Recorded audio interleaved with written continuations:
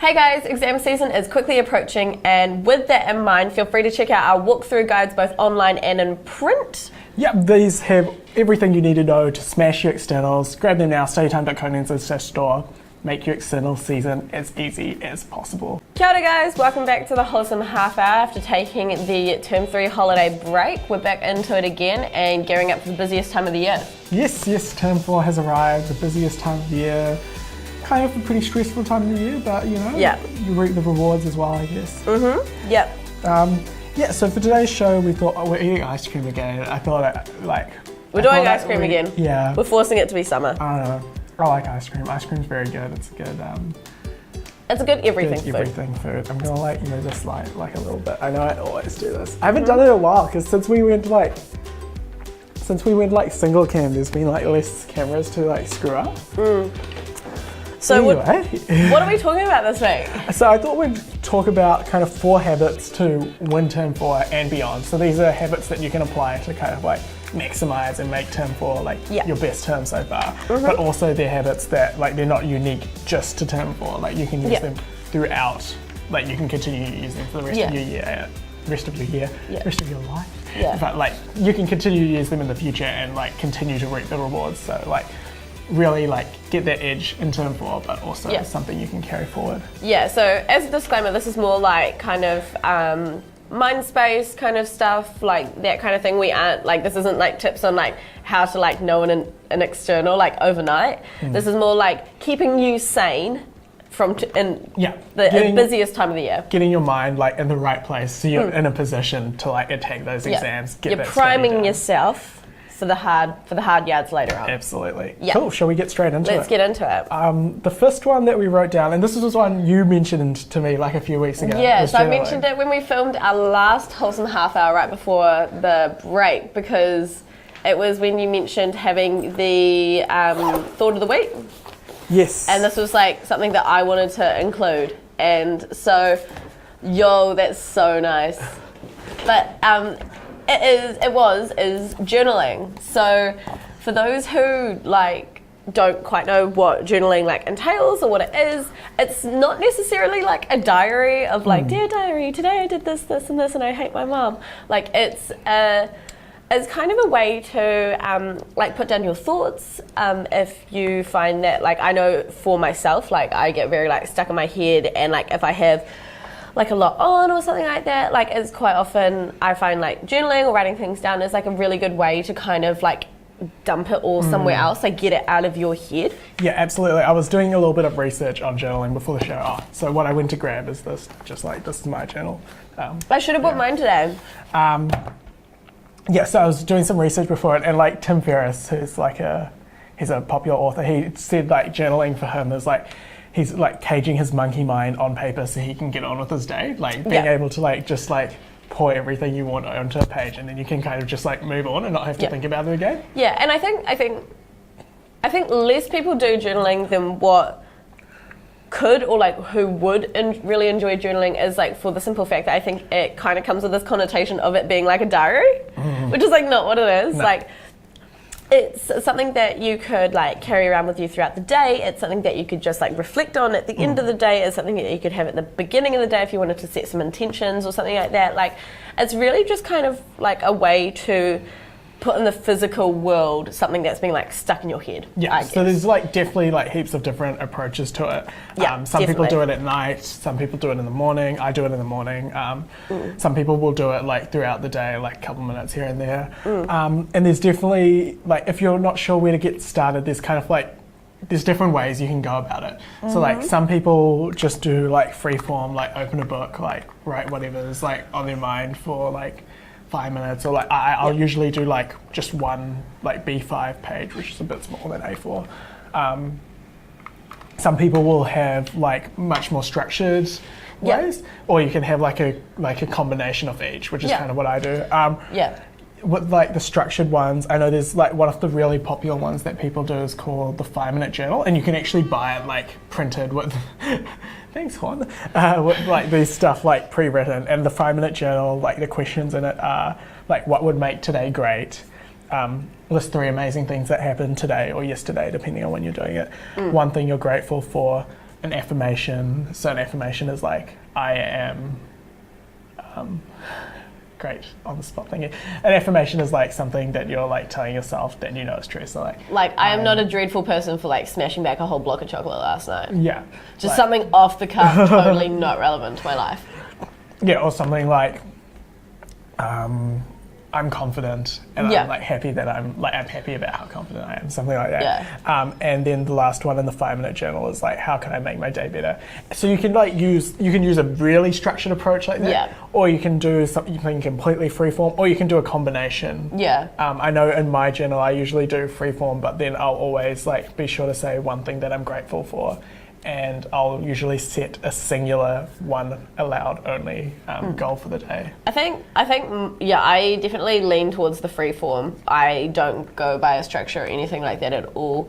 And I think for me, like, again, this is like everyone is different, but like I would tend away from like those kind of things because I think like the 3 amazing things I think would be the one that I would have the most beef with because I don't know why, but I tend to just feel that sometimes like those kind of adjectives make it feel tacky. Yeah. Which is like, I guess, again, is like a very subjective thing, but like 3 amazing things that happened to me today, like I think amazing kind of glorifies it a little bit. I think it's just what works for you. I know some people like structure because some people kind of open it and then they don't really know like where to go. So if you're struggling with that, definitely look into structure. And there's heaps of different types. There is no correct way to do it as well. Like, if you don't do like a way that you've seen online, like that's totally fine. Yeah. Like, just you do you, like honestly. But yeah, I very much see it as a way to kind of transfer what's in your head onto paper, and kind of like also kind of like frame things, like either kind of like get out the negative things that are like playing on your mind, and or setting up the day, like framing the day in a positive way, so you can kind of move forward with like a fresh... Yeah, because I think it very much depends on A, how often you're going to be doing it, B, when you're going to be doing it, and that would shape like the kind of questions that you would be answering if it was like a structured approach. Like if you're doing like a reflection at the end of the day, like instead of like how can I make my day better, it might be like like what do I want to do tomorrow instead? You know, that would be like a bit more appropriate for that style of journaling. But yeah, that's journaling, guys. Yeah, it's definitely, it's something, if you like, it's one of those things that like, you don't hear like spoken about that much like in pop culture. But like, if you like Google, like, if you like look into it a bit, you'll find that like, huge. Like heaps of successful people, especially in your like kind of business like community, heaps of those kind of people, your CEOs, your people like that, like have like a journaling like routine that they like do. I think for me my biggest thing is like with journaling is it was something that I've kind of like always done on and off, but like not really like spoken about with people, and I think simply because it comes with those weird connotations. Yeah. But like I had coffee with a friend the other day, and like he was telling me about he like journals and stuff like that, and like he was so open about it, and I was like, this is like what it should be like you know, like it's so good having it like that. It's actually quite good because it kind of like encouraged me to kind of like feel like it was something worth discussing, which I think it definitely is, because I think it is underrated and like underused. Yeah, it's pretty cool in the last kind of like 5-ish years, because starting to see kind of in like the world as a whole, but especially in some of the more niche communities, people starting to talk about, I know like mental health like is definitely like a very hot topic. Which was last week, Mental Health Awareness Week. But like belated. Wasn't something like even 5 years ago wasn't something that people like talked about as openly, and I think it's like a very positive thing, just like being able to like have these conversations, know like you're not the only person who journals, you know, stuff like that. Like when it's not talked about, you just don't know. Yeah, it's quite interesting in that respect, and it's not necessarily something that you have to do if you're like going for a goal, or if you are doing it for any kind of like therapeutic reason, because I know that is like a big reason for it as well. Like you can like just journal, like if you like see like a cool thing on the street that you want to write down, or like I know a lot of like creatives and stuff use it when they just like see things that they want to like think about later and stuff like that, you know, like it's a very versatile tool. Yeah, definitely. Like journaling is a very big umbrella term for like a lot of different things beneath it, I think. Yeah. Absolutely. Cool. Awesome. Yeah, I guess the last thing I'd just take on there is like, if you want to start a journal, I'd like encourage you to be like somewhat consistent with it. Like you don't have to force yourself to write all the time, but like if you just like even just a sentence, even just a couple of words, and like the easiest way to be consistent with something is to like build it into your routine. So just like kind of like doing it at the same time or times, or like every day or once a week or whenever. Yeah. Just like if you have a time that you do it, you just, if it happens naturally, like it's more likely to happen. Yeah, If that makes definitely, sense. Yeah. definitely. Awesome. So the second one kind of relates to journaling a little bit, and we were talking about this before, but we couldn't come up with like a succinct name for this point. Yeah, we couldn't find a way to make it sound neat. But we said writing it down straight away. Yeah. So this kind of does really like link into the journaling, and again, it was kind of inspired by something that you said to me last week, which was about always talking about doing cool things with your friends and then completely forgetting about it, and then when the time comes that you all have the time, nobody can think about that cool thing that you wanted to do. And I think that translates into like other facets of your life as well, like in the respect that, like I was saying to Sarah before, like if you have a lot of uni work and you have like other stuff on the other side as well, like extracurriculars and all that kind of stuff, if you've got, I think it's especially good if you've got a lot of self-motivated, self-driven work rather than like appointments to meet, because that's kind of like more in the realm of a diary. But this kind of thing, it's something that I kind of do at the beginning of the week, is making like a to-do list on my laptop, like note screen. So I see every time I open my laptop. And that is like, you know, just writing down the few things that you really like had to do that week. Like, whether it be like if you're year 13, it might be like you know, finish your uni hall application. I think maybe that's past now, but or like a scholarship application, or just like those not small but those sort of like other things that we tend to kind of forget about. Yeah, it's definitely like, yeah, there's like having some sort of process for like when you think of those things, like having them not just float back into your head, like being able to like writing them down in a notebook, putting them down on your phone, your laptop. Yeah, like even if you have like a note on your phone, because like obviously most people have their phone on them most of the time, like that's something that as soon as you think about it, rather than thinking, oh, I'll do that later tonight, writing it down so you can go back to your list later that night, because I think it's very, very easy to just think, oh, what do I have to do tonight? And you think about like the big things, which would be like school or work or like a sports team or something like that, or like other extracurricular stuff, and you kind of tend to forget these like those other kind of like things, miscellaneous, and they just kind of drag out forever. Yeah, and they become kind of like niggly things, because it's every time you have the chance to do it, you just forget about it. Yeah, no, absolutely. I'm a big reminders / to-do app like user. Just like, it's the best way to like clear out those small tasks and make sure they happen. And I didn't realize this until the other day, but like the to-do list app that I use, it's called Tic Tac. I don't think it's just another to-do list app. There's nothing amazing about it, but it collects statistics on like your like completion frequency rate. And it's interesting because like for me, like as the year has gone on, like the amount of to-dos like completed per week has just like steadily increased. God. Oh, that's cool. I think the big thing with to-do lists as well is, and it was something that I kind of like fell victim of and have since tried to remedy, is making a to-do list. And this is I think the reason why I kind of tend away from like writing it down on like a scrap bit of paper or something like that, because it's very easy to lose. If you have it down digitally in particular, you can like tick certain things off and you've got the remainder of the list, or you can like take them off the list or something like that. You can kind of like shift it around a lot more. Whereas I think, you know, like paper and stuff like that, it might be like I did 9 out of 10 of those, I'll move like that one thing I didn't do onto the next list, and then you kind of like forget to. I think there's like a little bit of attrition in terms like when you write things down. It's very easy to forget about it, and there's also like when you're writing stuff down, like sometimes you can write down too much almost. Yeah, and it can get a little bit overwhelming. I think like I don't say this often, like I'm usually very much an advocate for physically writing things. Like I don't usually like to use digital stuff too much, but I think this is one of those situations where technology kind of prevails. Yeah, no, definitely. just having some sort of system to deal with those things. And actually, one more thing is like, so as you mentioned earlier, I've been talking. It's something that's been on my mind recently. I've been like talking about like those things that you like always like talk about doing but never do.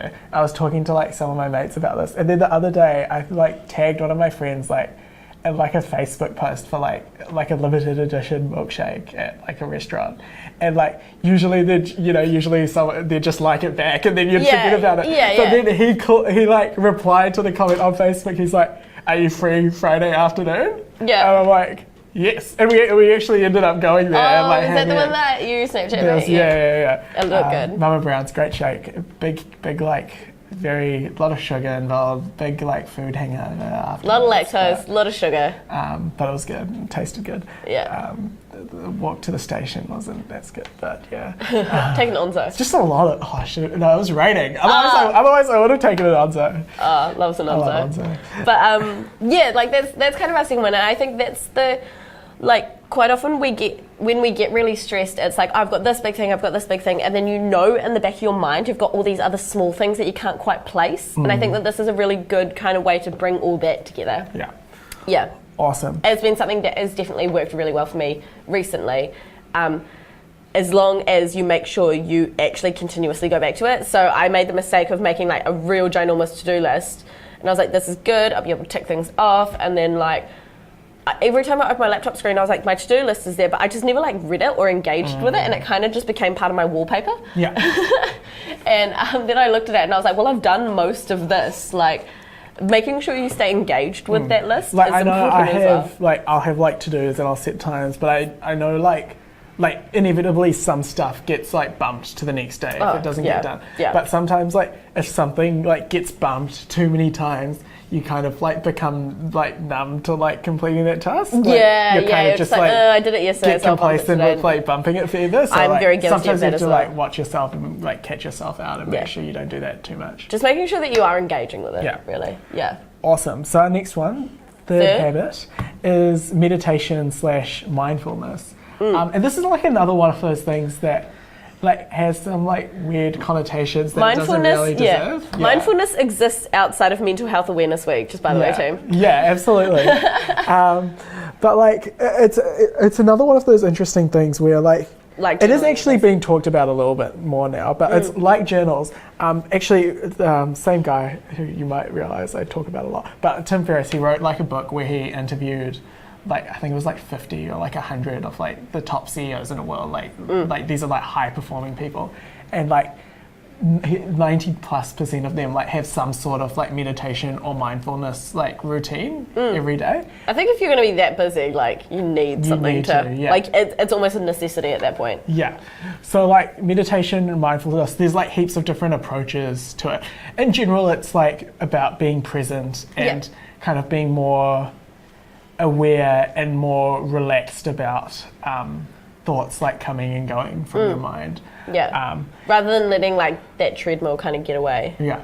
It's a way to like slow it down rather than get sped up and like caught up in it. The most like popular analogy that's used, and it's kind of a good one, is like if you think about like standing on the side of a street and like watching the cars go past, and the cars are like your thoughts, and like we think it's very easy to just sit there, and so if you're like, so that kind of the goal with like meditation and mindfulness is kind of just to like see the thoughts like go past. Like the thoughts are still there, like you can't like get rid of your thoughts. No. The thoughts are still there, but you don't like run into the street and like engage with the cars. You don't try to stop the cars, you don't try to move the cars. But a lot of the time when you're thinking, like you like engage like very heavily with thoughts, which is fine sometimes, but like being able to like train your mind so you can just kind of like think about it and then let go of the thought is quite a powerful thing, and it can make you a lot more relaxed in general and a lot less reactionary when stuff happens during the day.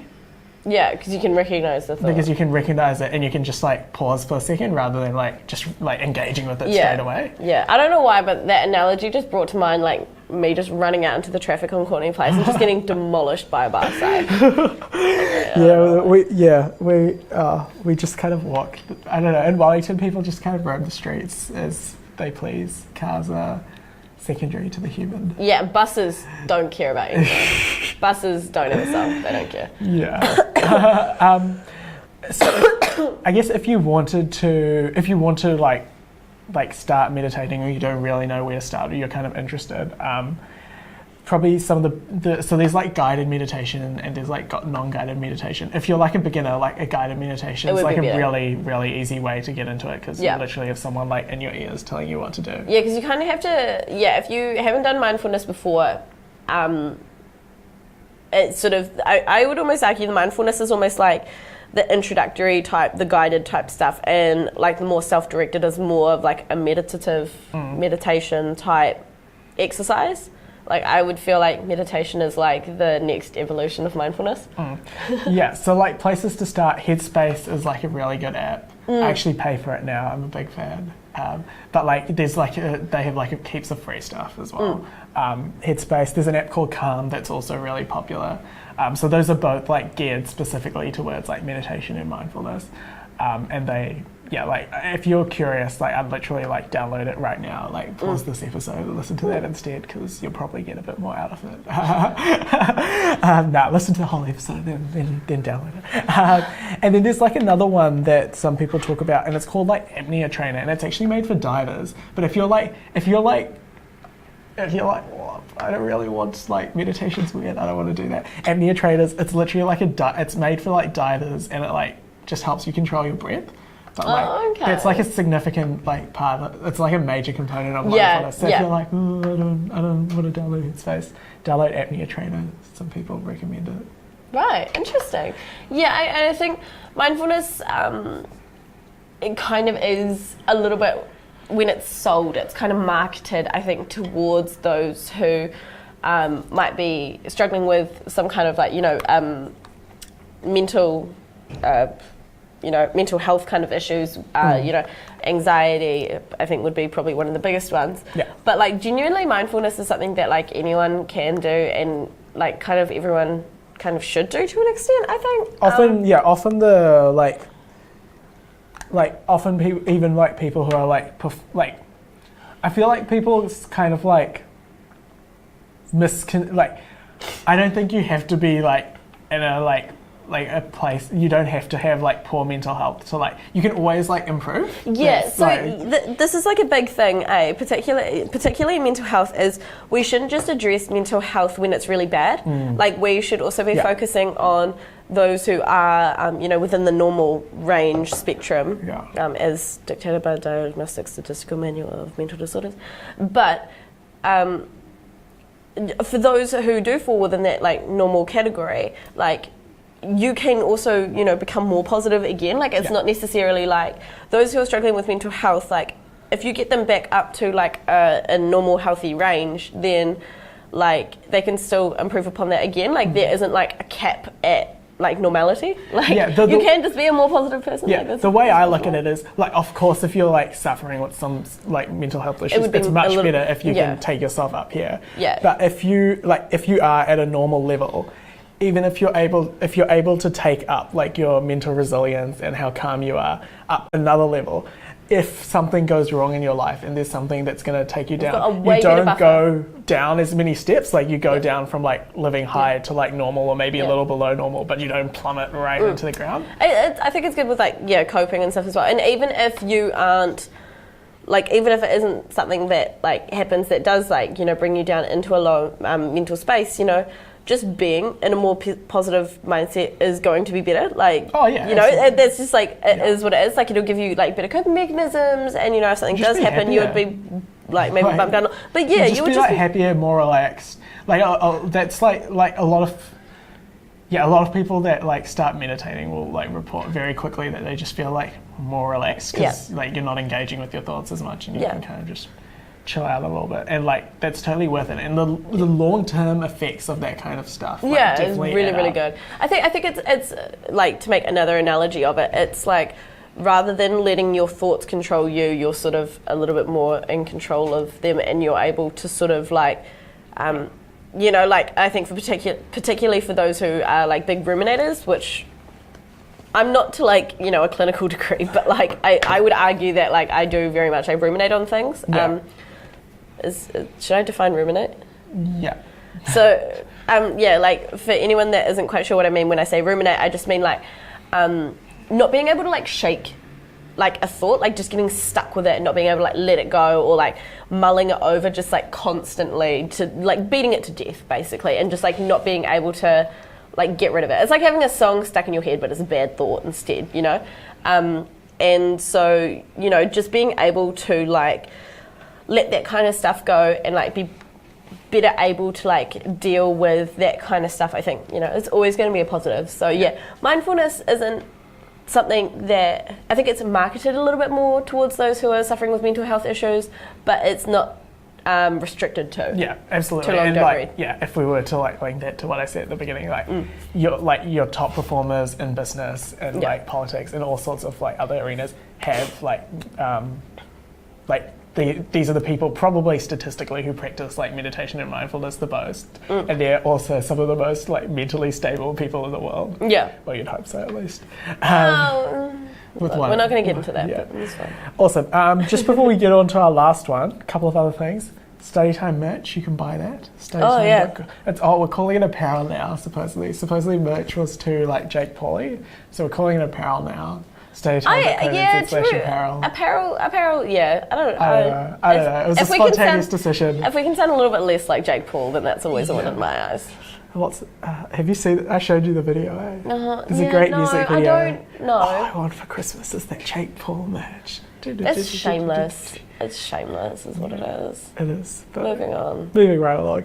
Wait, was there another thing? Was it just the apparel? No, there's one more thing. Okay, what was the other thing? Study playlists. Oh yeah, okay. So I'm actually not 100% done with them yet. Oh, okay. But like by popular demand, I think like one of them is like definitely done, and the other two need a slight more refining. We can still add to them. You have until Thursday until the show comes out. Yeah. So can I edit those online? So yeah, we've got 3 for you guys. So we've got like a serious study playlist, which is like no words, like. There's a mix in there of classical and more like lo-fi kind of stuff. So if like we could theoretically make a classical playlist and like a lo-fi playlist, but that just seems like a little bit like if there was a lot of demand for it, we probably would, but at this point we're just like making some broad kind of categories. So yeah, it's got all like without lyrics or just like very small words. And that's for just like, when you're like serious studying. And our kind of in between one is like our chill playlist, which kind of got constructed as a result of a lot of your guys' suggestions. So we made a post about this. On the StudyTime page. And a lot of people were suggesting like chill beats to like listen to, but it still had like lyrics in it. Yeah. And so... that's sort of like an in-between, kind of like, it's more like light study, where you probably like end up phasing out the lyrics, but every now and then you're going to get drawn back in by it, so it's not like 100%. And that one's mostly your guys' suggestions. And our third one is our hype playlist, which I would argue is the weirdest one out of it. Because... It's got the best thumbnail, I reckon. Oh, see, I like the chill thumbnail the most. Interesting. I made these thumbnails. I do like them. They're good. Yeah. I like that you're giving it towards that instead of the camera. Oh, well, I'm looking there, but like... Oh, right, okay. Oh, right. Yeah. And so the hype playlist is basically some of your guys' suggestions and then some people from the office, and I think it's at the moment it's probably one of the... mainly our boss who suggested a lot of the stuff. Yeah, so it's like, there's a lot of 2007 in there. But like it's stuck in the past. It's a weird combination. Like there's like a High School Musical song on there because somebody suggested it. So like I think a lot of people like suggested stuff as a joke, and I took it seriously. You guys made some suggestions, and I listened to the people, regardless of whether or not you're trying to make a joke. But so the hype playlist is more like upbeat kind of music to. I would argue, like, if we could relate it back to studying in any way, shape or form, it would be like the music you would listen to make you feel as though you can tackle the world and therefore go and study. Yeah. That is how I would sell it. Yeah. But like, you should. I would also just argue that it's a shameless playlist. You should write some descriptions for these and we can chat about as well. Yeah. I briefly did it on the Spotify. Oh, okay. I didn't read that. I can copy that across as well. Oh, they're not awesome, but yeah. Okay. Cool. Yeah. But yeah, studytime.conans/playlists for your study, chill, and hype life. Yeah. I mean, yeah. With a capital Y and P. Yeah, I'm very, very glad that you kept that. I'm very pleased at that. But yeah, so they'll probably be a little bit refined over the next couple of weeks as well, but they are there. So it's a combination of, other people in the country who have suggested stuff. So I've definitely listened to some of the songs and been like, this is cool. Like I do like some of these suggestions I've put into other playlists of my own as well. Yeah. I've also shamelessly just put songs that I like into some of them as well. Yeah. Deal with it. You can guess at what they are. You won't. Was there anything else before our last fourth thing? No, I think it's time for the fourth thing. What's our fourth thing? Our fourth thing is like mindful. No. Our fourth thing is mindfulness again. Our fourth thing is mindset/self-awareness. Yeah. So this one, do you want to explain it? Or are you happy for me to go on it? Or? I'll try to explain it. Okay, give it a go. We'll see how I'll interrupt when I feel is necessary. So kind of like long-term. So kind of like one of the best things you can do if you kind of want to like change your life for the better. That sounds weird, but without it sounding like a techie ad. Yeah. What are the best things you can do to kind of like improve your life in general, improve your happiness, all sorts of things? It's like changing your mindset towards life, like across the board. And that's not something you can just kind of click your fingers and do overnight. The easiest way to start doing that is becoming a lot more self-aware, aware about how you feel when certain things happen, when things go wrong, when things go right, the things you enjoy. Just being aware about how you feel and how you react to different situations. Yeah. And like just being very aware about yourself. Like if you were like someone who just met you, like what would they think of you? Like kind of having that sort of mindset a lot of the time. Yeah. And I think at first it sounds very constructed. I think some people might argue like, oh, this isn't being like who you are. But like, if there was something in particular that you wanted to like work on in yourself, I went through a phase where I tried to cut down how much I swear. Sarah can probably tell you that did not work. But I didn't know that was a thing, but okay. It was once upon a time it was a thing. But I meant it more in the fact that like the way I speak today, like off camera, does not reflect any ambition to reduce said cussing. There we go. But if there's something in particular that you were trying to improve on in yourself, like it might be like you wanted to be a little bit more patient, or you wanted to make sure that like every morning you did like a said activity or something like that. It could even be like an activity rather than like an abstract kind of trait or quality. But I think the biggest barrier is like just being aware of it, because it's, and like, sorry Sarah, you're going to hear this twice because I literally just finished saying it off camera earlier, but like I think everyone after watching like a motivational video or something like that always thinks like, I can 100% do this, like I really want to make this like change, I really want to do something better, like I want to be more organized, or I want to be, I want to try this like study plan or something like that, if we were to relate it back to study. And quite often the next day we wake up and we're like, oh, what motivational talk? Like it's just, even like an hour later almost, like it's hard to capture that mood over a long period of time. In class, when your like teacher walks past and you're meant to be doing work, you do work for like 2 minutes. That was not the example you gave me earlier. Oh, I can give it a different example, but I'm not sure like how relatable it is. What, the cop on the highway? Yeah. Oh yeah. I guess like half our audience probably can drive. But like if you're driving or if you're on the street and you see like a cop, you'll start like driving like real good for like 5 minutes. And after that, like it's back to how you were before. Yeah. And sort of like catching yourself out and calling yourself out on that. Yeah. On just like little bad habits. It doesn't even have to necessarily be, I want to be like the top patient person in the world. Yeah.